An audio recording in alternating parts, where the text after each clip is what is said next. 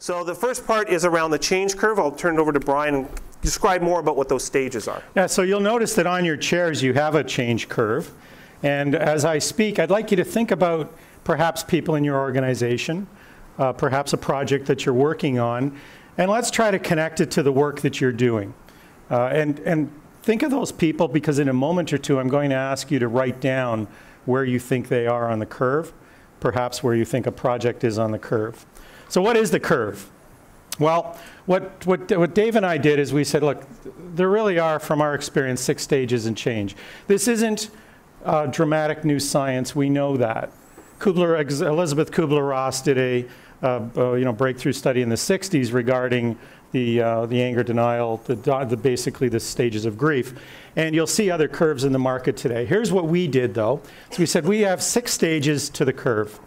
Now, maybe I should take this back and ask you, what do you think is happening when we first identify a change opportunity in an organization? We've labeled it initial optimism. What do you think that would mean? Sorry? Yep, excitement. Okay. And that's exactly what we're seeing at this stage. We got lots of energy, excitement. People are seeing something that's new, different, going to help the organization, and so they get very engaged. And then we move to the next stage, which is what we call rock bottom. Now, some people might think this is a little bit negative, but this is actually where we land sometimes. And what's the phrase you hear people say when they're at the very rock bottom of a project implementation? What are the kind of words you hear? It can only get better. Or the other side, it can't get any worse. Right. Why did we do this? Let me out of this place. And that's what some people are actually thinking, right?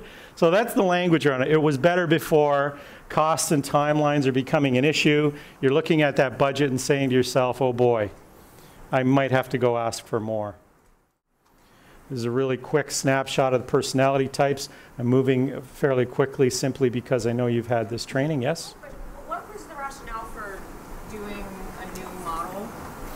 It wasn't to do a new model so much as to say you have a profile that you use in your organization, and rather than say we're just going to use the insights model or the DISC model, we'll give you something that you can take your model and just cross over.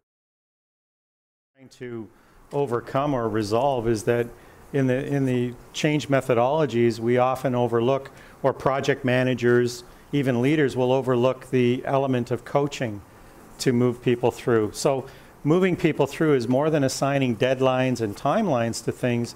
It's about helping people move through in a way that reaches them. So engagement becomes quite important to this as well. Thank you all for your attention and time. Thank you all. I hope it was useful for you.